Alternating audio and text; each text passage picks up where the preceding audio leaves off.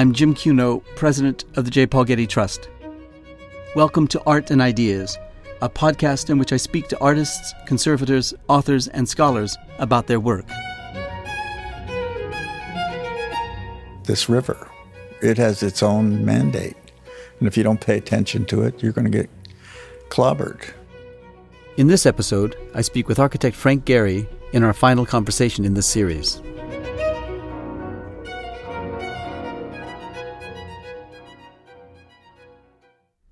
The last time we met, Frank and I talked about the long and complex history of the development of the Walt Disney Concert Hall in Los Angeles and of the Guggenheim Museum in Bilbao, Spain.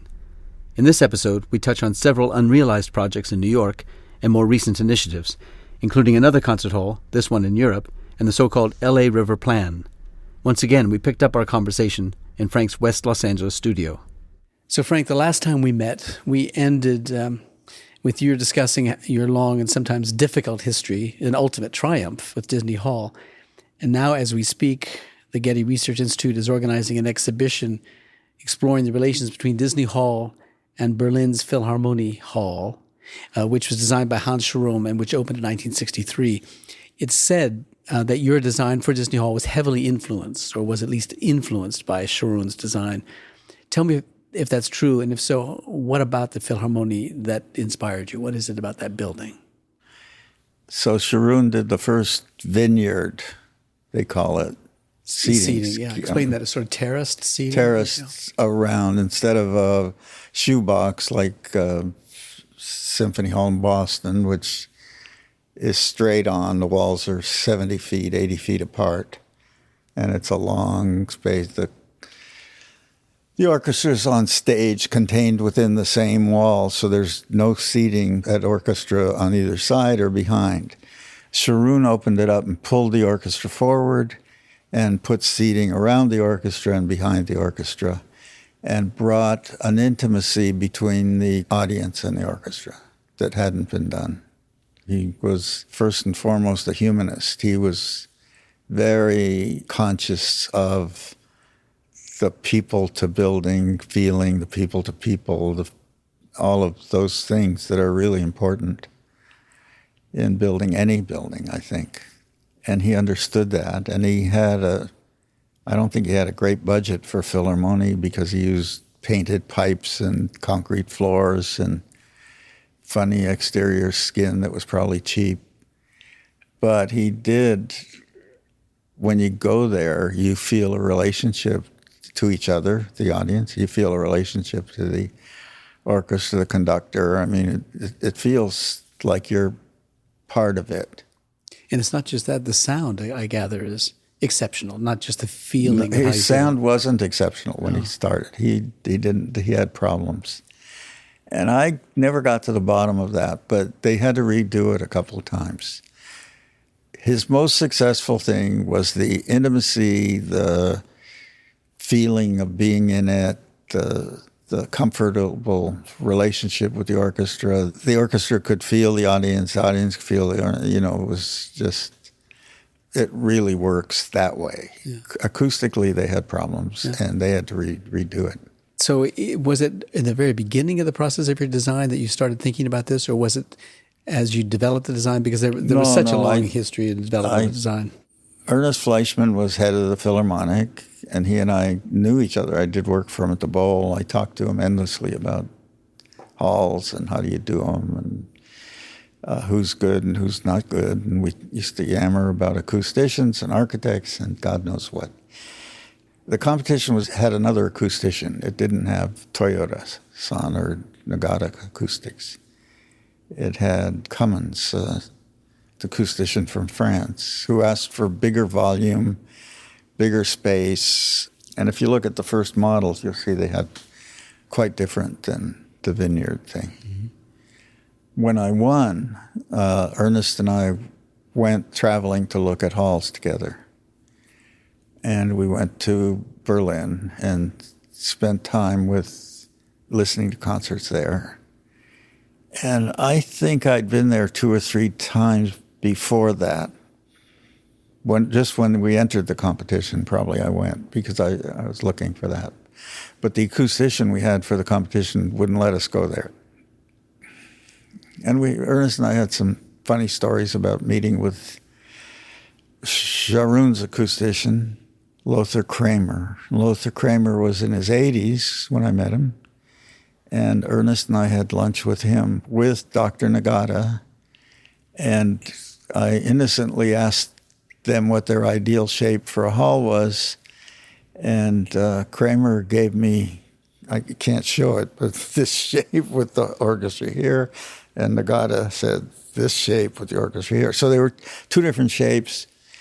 And they'd all professed their love of each other as professionals. And Kramer was Nagata's ultimate teacher, and Nagata was Kramer's ultimate student, and they loved each other until this point where I asked that question, and I got the two things, and I looked at him and I said, okay, which one? And that started a little yammering in Japanese and German. I don't know what they were saying, but it was anger. Yeah. Does every piece of music sound equally well in a situation like that? Were people in Berlin beginning to compose differently because of the setting of the hall? I think that if the room acoustics works for sound, for music, then it works for any music. The setting doesn't always work for every music because, like Pierre Boulez did a great piece called Recounts. He used the UCLA basketball arena and spread out and did it there. And that's, I think, the only time he did it. I'm doing a little hall in Berlin for Barenboim. That's 700 seats. And it's being called Pierre Boulez Hall. And when I took the model to Pierre to show it to him, it was just 3 months before he died, I said, could you imagine Recounts being done here? It's a tiny hall. And he looked at me. He was kind of like, are you out of your mind? Look. And I said, well, Berlioz created Troyenne for a small opera house. And it's always presented in a big opera house. So why not take a piece that's created in a big space and see if it works in a small space? And he smiled. He said, try it. So Daniel Barenboim and I are going to try it. Yeah. So there are differences, I think. The way a conductor conducts in a hall can change the room acoustics. What about the hall itself? That is the exterior, the kind of scalloped shape of the roof and the kind of dynamic appearance of it. Was that at all of interest to you? Anything on the exterior, even from Sharon, you mean? Yeah, from Sharon. Even the skin of it, I know, which was, it looks metallic when you see it from a distance with the sun on it, but I gather it's not metal. It's a kind of... It looks cheap like and cheesy or sometimes, and people don't like it, I think. But did that appeal to you? Was there anything about that was of interest to you? Well, I'm more open to that kind of thing than most people, so I didn't find it that agreeable, but it was kind of grating a little bit. But you get used to it. I was just there, and it was... Now I just pass by. There's Sharon, yeah, great. I don't think I was inspired by that for Disney Hall, even though Disney Hall has curves. Disney Hall's curves started with just blocks, and I just peeled the edge to give it some form, and it looked like a curve. And then I started making the front look like sails, because when you go wing on wing with the wind behind you and the two sails out, it's kind of a beautiful architectural space. And I'd taken Esapeka sailing with me and showed him that space. And he composed a piece called Wing on Wing for that. I think that after we dealt with the issue with Sharon's acoustician and our acoustician, Ernest and I went to Concertgebouw. Amsterdam. And that was an epiphany for me, because I'd been there before, but I'd never experienced it like I did the night I went with Ernest. And it's a modified shoebox, so it's wider than a shoebox, and there's 700 people behind the orchestra. and it's like a mound of people sitting behind. It's more than you usually get in a. But that was done long before Sharon. Mm-hmm.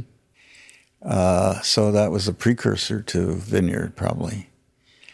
The conductor enters through the back door and comes down the aisle through the seats. So if you're late for the concert and you come down the aisle to your seat, you might get applause, thinking you're the conductor. That's happened to a friend of mine, and it was weird. They came late and they got it.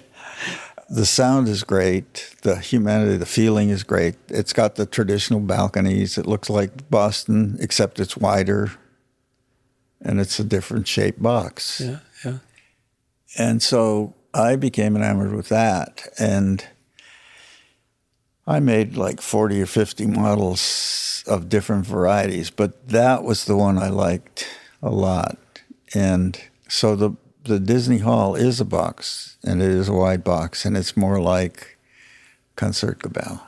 And it's a hybrid of the Concertgebouw, but putting in the seating like the Vineyard.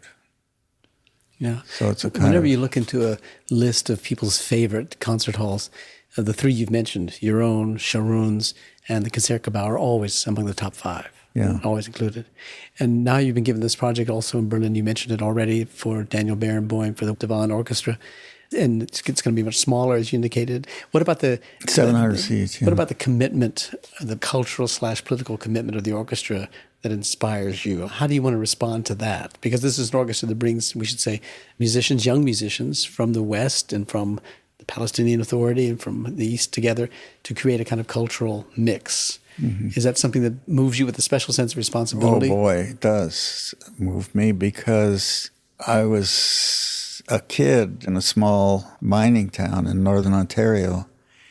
There were only 30 Jewish families, and I remember vividly an event they had to celebrate the state of Israel was becoming a state back then. I forget just what point it was, but there was some event related to it. And the Jewish community got together and had a dinner to celebrate it. And my father, who was not well educated at all, grew up in the streets in New York City, very poor. And he got up that night and made a speech that I didn't know was in him. And it brought tears to my eyes, and it still almost does, about what it meant. Now, here's a guy that didn't care about religion. I mean, my house, when growing up, had people from all races, cultures, everything.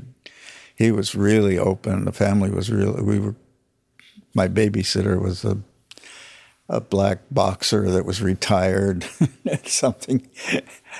So I grew up with that, but this meant something to him at that point, because in Timmins, there was the town we lived in was a lot of anti-Semitism. I was getting beat up constantly for killing Christ. And I kept coming home saying, I didn't do it, I didn't. That moved me. So, and my grandfather, when I was with him, would teach me Talmud, and that moved me. And he would talk about the Wailing Wall. And so I finally got to Israel and saw the Wailing Wall, and it was very emotional, blah, blah, blah. So then I got involved with Israel in a project, and it turned out that it wasn't something I really was in. The politics of it weren't consistent with mine, and so we amicably departed. But I was feeling guilty about all that, and wondering, I still couldn't detach myself from that place, because it meant, those emotional bonds were there. And I didn't like going there, especially they started building walls all over the place and separating themselves from everybody. And the character of the people was changing, the feeling. I mean, the Hasidics would treat you like dirt. When I went to the wall, they just acted like I was a Martian. I was watching television one night, and there was Daniel Barenboim talking about I'd never met Daniel at that point. He's talking about the Divan Orchestra and Edward Said and what they tried to accomplish by opening the discussion between Palestinians and Israelis. Barenboim being Jewish and Said being Palestinian. Right. Yeah. Said was Lebanese, and Barenboim was actually born in Buenos Aires, right. But since his 5th birthday or so, he lived in Jerusalem or Israel.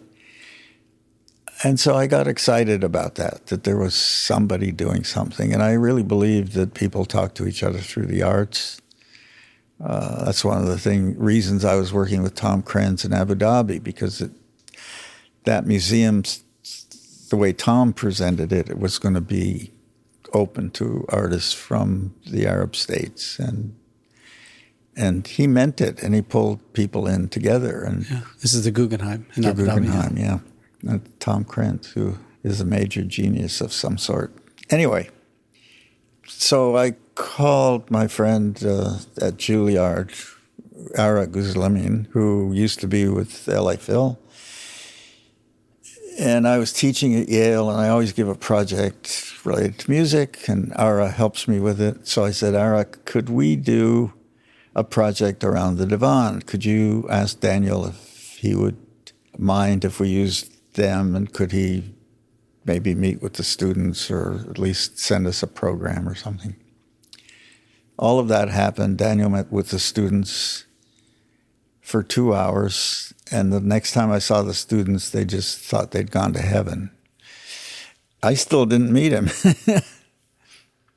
The project was he selected Istanbul, and we did a student scheme for the Divan Orchestra in Istanbul. And it was a 4-month study, and during that period, I did meet Daniel, and during that period, I found they were doing this little hall in Berlin, and the architect he had was a local Berlin guy who was begging Daniel to get me to design the interior. And so I met with the guy, and I said, come on, you can do your own. He said, no, this would be very special, blah, blah, blah. So I ended up, this was the beginning of that kind of philanthropy. I ended up designing the interior. What's it going to look like? Is it going to be terrace-like, or is it too small of a hall to be, or vineyard-like, too small of a hall for that? Yeah, it's an oval. And the interesting thing about it is we took the drawing of the oval and placed it over San Carlino ceiling oval, and it fits. All right. So then I talked to our friend Irving Lavin. Of course, I called him immediately. He said, what's going on? And Lavin, the great art historian of Baroque sculpture and architecture. Yeah. And so Irving said, well, Borromini, when he did San Carlino, had a tight site. There was a monastery behind him. He had the streets on the other side. He couldn't move. And his solution was an oval church. Kind of an elliptical one, or a compressed oval. Yeah. So will the orchestra be in the round? Will the orchestra be... The orchestra sits in the middle. Oh, in the middle, and the audience is around them, huh? Around them. And then you can take out sections of the audience and have a orchestra on one side. Yeah. Anyway, it opens March 4th, and the first concert is all Pierre Boulez because it's named after Pierre, which made me happy. And I didn't realize that Daniel was that close to Pierre, and it turns out he was. So. Now, you've also designed an opera production for Barenboim for the Berlin State Opera, the Gluck's Orpheus and Eurydice. Right. So you've got 3 projects in Berlin. You've got the tallest skyscraper in Berlin, I think it is, in Alexanderplatz. You've got the bank. So Berlin's been good to you. I love Berlin. Yeah. Well, take us to New York, because you've had your trials and triumphs there. You were seen as the favorite for the New York Times Corporation headquarters until you walked away from that project. What was that all about? What took you away from that project? Well, I probably shouldn't have walked away, and I'm not sure I can really talk about who did what to whom, because I'm not sure who did what to whom. All I know is we brought in David Childs and SOM as a partner, which was precarious because it meant we were designing one building, and David's a designer, and he likes to design his own building. And we had a meeting where we presented the model, And the model we presented was mostly designed by my office. David wasn't that involved with it, a little bit, but not to his satisfaction, certainly. And he was very awkward about it. Mr. Punch Salzberger, the elder guy, came down and hugged me and thought it was incredible. It was a competition, so we were against others. I can't remember who the others were, but we were told that they loved our scheme. I left the room happy, thinking everybody was happy, and I was called to a meeting with the client group, and David didn't come. So I knew there was trouble in the halls. I think David thought, look, you designed it, you should do it. He was trying to tell them, get him out so I could do it myself. I mean, I think everybody was well-intentioned. And the feelings are normal, right? If I was him, I would probably have the same feeling. But everybody was happy. We were going ahead. I was then called to a meeting with the construction people from Ratner, who I didn't know. I'd never worked with them. And they were partners with the New York Times. And the construction guy at the meeting said, Mr. Gehry, are you prepared to be here every Monday at 2 o'clock for a meeting? And I said, hey, I live in L.A. I can't be here every Monday at 2. He said, well, that's what it's going to take. I said, well, that's why we have a partnership with SOM. Their people are going to represent me, and they're going to be here. And I will certainly be here for the crucial meetings, and I'll certainly be involved with that. No, you have to be here. So I called David Childs and told him that. And I got the sense that he was hoping I would drop out. And it just felt funny, so I dropped out. Should I have worked it? Maybe. I'm sure David would have worked it out with me somehow. Anyway. Well, that was a big design commission for you to walk away from. It was, yes. Yeah. And Renzo got it. And Renzo got it, yeah. Ultimately stepped in at the end. He thanked me. I bet he did. I bet he did.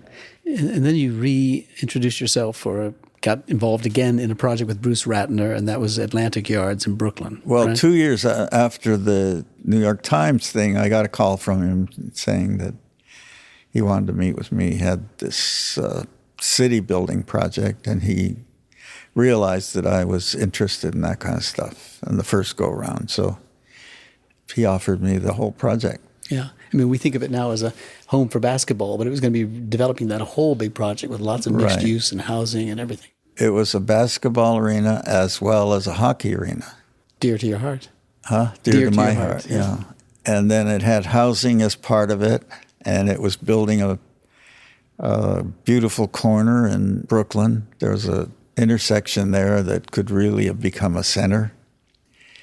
It had to deal with the railroad tracks, and it had park land and housing. So it was open space housing. It was a quasi-socialist architect-type dream. And he took you down the road a while on that project. We went quite far down the road with that until the recession happened, the 2008 bust.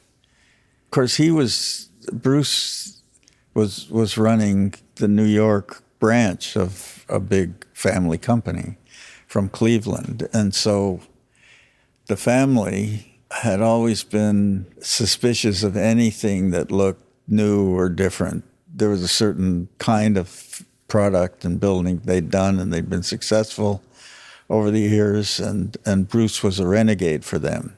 So I always felt the skepticism, and poor Bruce was caught in it. The recession hit, and so the skeptics rose over and took over, right? So no longer was the arena going to be for hockey, and the arena was not going to be built with housing around it. It was going to be on a clear site. They were going to clean it up, make it a standard arena. They were going to buy the plans from Indiana, from the arena that had been done there. I forget the name of it, which they did. They bought those plans. And they decided to build that, and then they hired a young New York architect to put the lipstick on the pig. They said this. It's not my words at that point.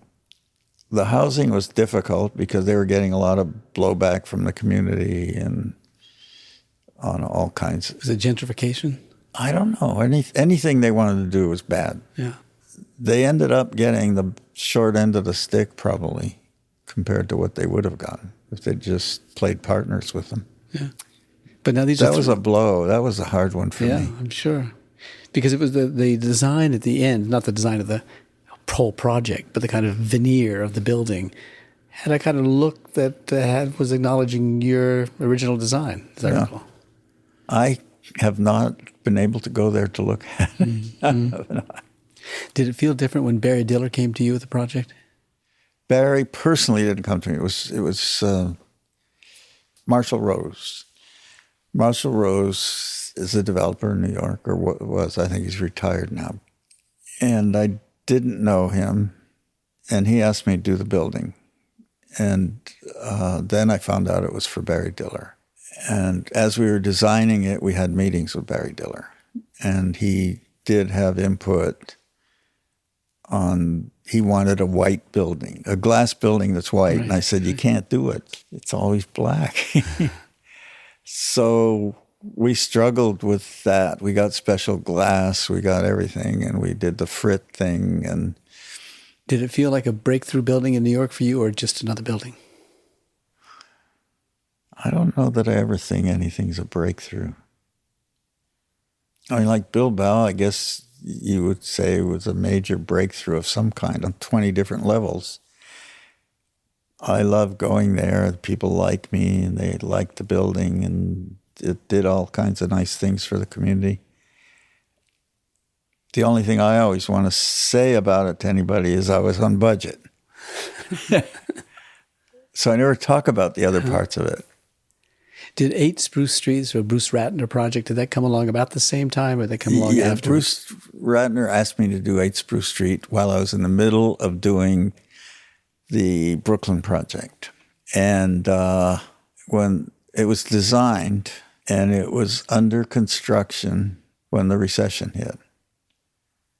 And we had dinner at a cafe across the river looking at the site. And Bruce said, we're going to have to stop at the 40th floor. Will that be okay? And I said, no. What was it designed? How many floors was it designed for? Or did you think 76, so it was close to halfway up. And I think it was already close to that height when we were having dinner looking. And his chief of staff sat there with him, and she said, no, we can't do that. He said, I don't want to do that, but we may have to do that. And Marianne Gilmartin, who worked for Bruce, I don't know how she did it. She worked her butt off. But this uncertainty lasted 3 or 4 months. So they stopped construction for 3 or 4 months. And so I was prepared for a bad outcome. And then she got it through and got it built because she went through and studied the numbers, and it was cheaper to finish it. And she could prove that. Now, all of us knew that, but nobody would listen, and she proved it. And so they got it built. Yeah. It was really close to budget. I don't think there was any problems on budget. They always were happy with it. And so we were pretty close to budget, I think within 3 or 4%. When it was finished, they put it out to rent. It was rented in a few months. They were able to refinance it. It's been a wonderful financial project for them. Yeah, and it's a signature building in the city. Plus they get that, yeah. Yeah. So that's Berlin, that's New York. Now come back to Los Angeles. You've got a lot of projects underway in Los Angeles. You got the Sunset Boulevard Development Project, which couldn't be more romantically cited if you wanted to build a building in Los Angeles. I gather it's across... Garden of Allah. It's the garden. It's where it was. And when I came here as a kid, I used to go there, not to live there or anything, but I used to go on Sunset Strip. And, looking for Humphrey Bogart or Lauren Yeah, Bacall. my parents, they didn't have any money, so they used to go looking at these places for movie stars. It's true. Yeah. And so I remember the Garden of Allah. Well, this would be then a very different kind of project. You did multi-use, mixed-use projects early in your career in Los Angeles, and now in your triumphant years in Los Angeles, coming back and doing this kind of project with a design confidence and that you built up over the course of decades. It's a big project for you, I should think, in Los Angeles. A statement, a signature statement. I mean, yeah, I guess I don't look at it that way, but I never presume. I can't help it. The nice thing is the two young guys got to know me because they worked for Related. And the first go-around on Grand Avenue, they were working on it.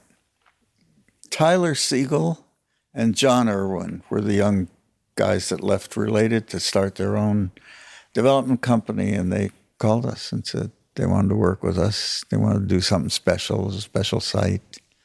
They were prepared to spend the money appropriately for it and do it right. And we started working on it. There's community pushback like every place in LA and everywhere in the world now. And somehow we've gotten mostly through it, and we're going ahead with the design. Yeah. And it's residential and commercial. And the residential has a mixture of low income and middle income and higher income condos at the top. And there's an element in the middle that has some of the services for the building and a market, I think, in the base, and a couple apartments on top. And we started playing with it, and I don't know if unconsciously we were rebuilding the Garden of Allah, but it looks like white tents. Mm-hmm. So I don't know where that's going to go.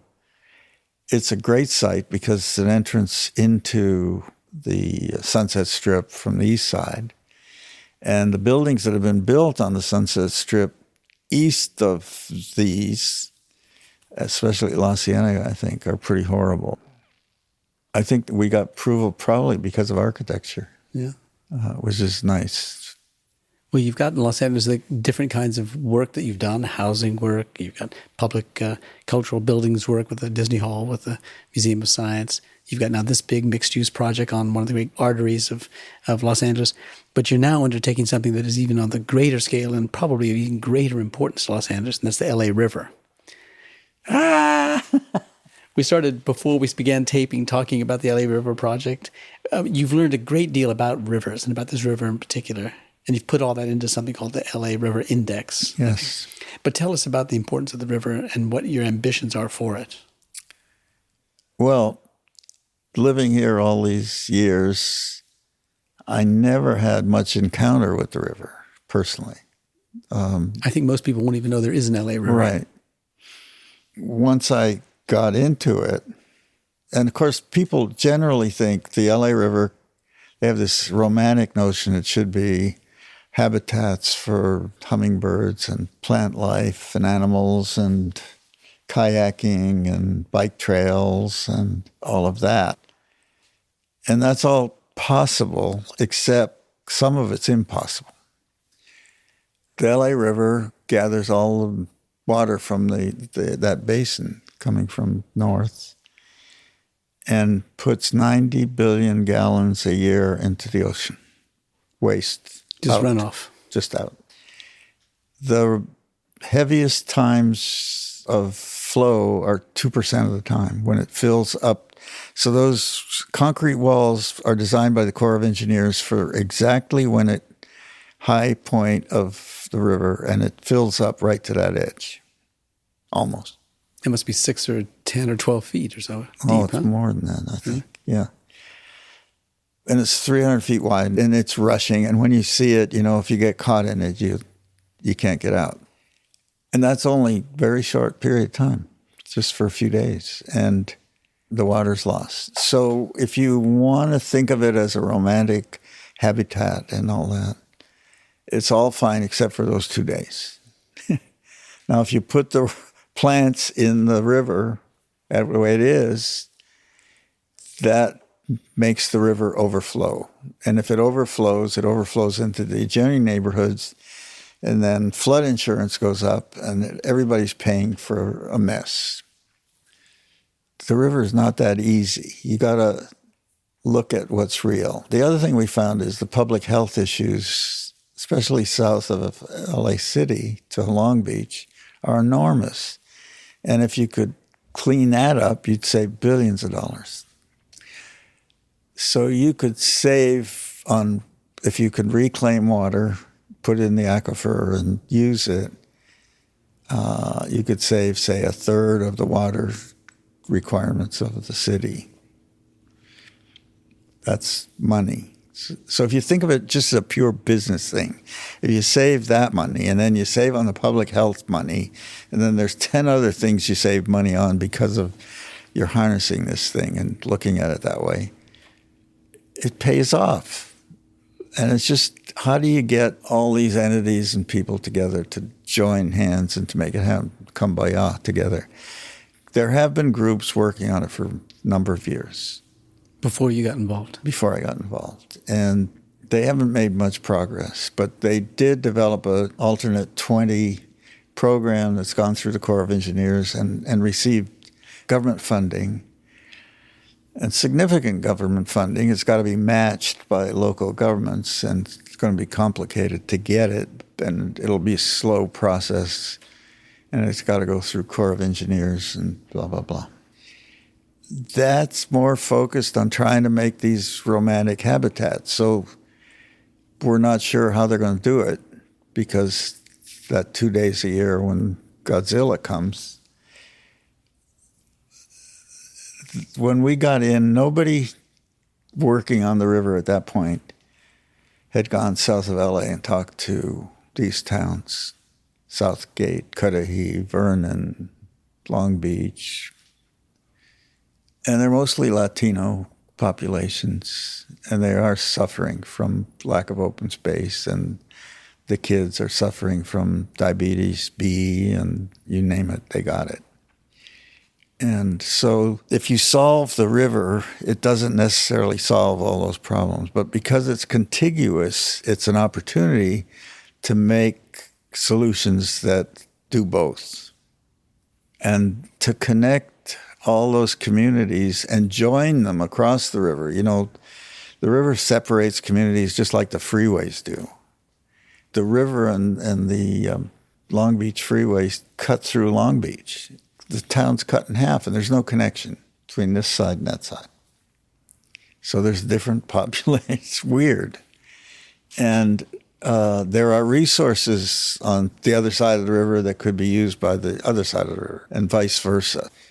And they could get funding if they joined together. It's got to be a series of interventions, which are more realistic probably, if we can find the opportunities along the river. And I think that model would work for having other talented people in the city participate. There's a broader spectrum, and we should work on it together. You know, I'm struck in the first time we talked on this podcast, the first episode of this podcast interview, we talked about your interest in urban design, and that you're going to Harvard, and the misunderstanding that what you're going to get when you went to Harvard graduate school, GSD, was going to be urban design, which turned out to be urban planning, which turned out to be economics, didn't turn out to be design, and so forth. You know, since you've come back to that now at this point in your career, that this project isn't so much about building buildings, but it's about addressing large urban issues. Right. That must exciting. Must be it's exciting. An opportunity missed long ago. It's exciting, and it's got a potential of creating a network of colleagues and people to work together, which I love the idea of, which a lot of people think I'm going to take all their work away from them, which I'm not. I'm too old to take their work away from them. I don't have time to take their work away from them. I just would like their work to comply with the standards of the requirements of this asset, this river. It has its own mandate. And if you don't pay attention to it, you're going to get clobbered. I have to think that you're a perennial optimist. Now, I want to ask you one last question. You brought up your father before on this episode, and in Paul Goldberger's biography of you, he cites and describes a moment when you're at this 8 Spruce Street tower, just completed or near completed. You're having your birthday party there. Bruce Ratner has given it for you. It's finally got this building built after all these many years. And you said at the time, this is not far from where my father was born. It's hard not to think of him here. I really wish he could be here and see what I've built in the city where he grew up. My father never saw my buildings, and he thought I was just a dreamer. I think he would be proud of me. I would like to think that he would see this building and feel that I amounted to something. Now, given all that you've done in and for Los Angeles, and given the fact that your father lived the last 15 years of his life in Los Angeles, and he saw you become an architect here, do you think he would have been proud of what you've done here? He would have been proud that I was making a living. He didn't think that was going to happen. He had a hard time himself, but, I discovered evidence after he passed away, and over the last 10 years, which is a long time since he's gone, there's evidence that he was an artist of some kind. He was not a businessman. That's why he failed as a businessman. He was drawing. He was doing things. He was doing window dressings for stores. He was whatever he could do.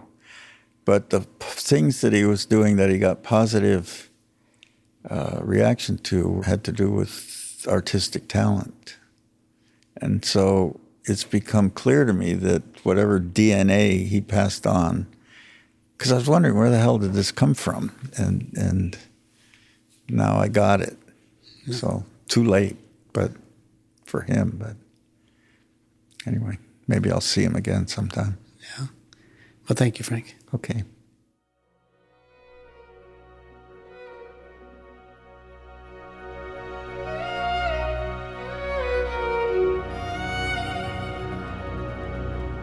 Over the past 6 months, I met 4 times with Frank Gehry to talk about his life, career, regard for the architectural profession, and passion for his adopted city of Los Angeles.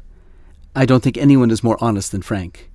He never hesitated to answer my questions, well, maybe once, when I asked him to give me the details about the rough and tumble politics of the on-again, off-again history of his Disney Hall project, home of the Los Angeles Philharmonic and one of his and of architecture's greatest triumphs. And then he paused for only a second or two before answering my question with exacting detail and seemingly total recall. Architecture is alive for Frank, and his place in its history is alive to him as well. He seems to remember everything, even the per-square-foot cost of projects long completed, and of course the complicated character of his clients and colleagues and the sometimes tortured history of his best-loved projects. And he loves architecture. He loves it for the potential it holds for improving the lives of his clients and its impact on the social life of our cities. But perhaps above all, he loves it for the beautiful and complex forms it has contributed to our world. Frank insists that architecture is an art, and he is unapologetic about this. He believes in architecture's social utility, but he never sees that as an end in itself, or that beauty and social benefit are mutually exclusive. For Frank, the two aspects of architecture are intimately intertwined. As President Obama said of Frank, when recently awarding him the Presidential Medal of Freedom, his buildings demonstrate architecture's power to induce wonder and revitalize communities. I hope you've enjoyed these interviews. I've never enjoyed talking with anyone more.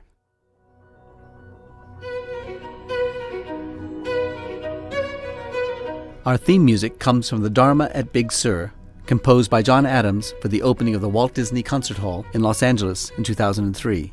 It is licensed with permission from Hendon Music.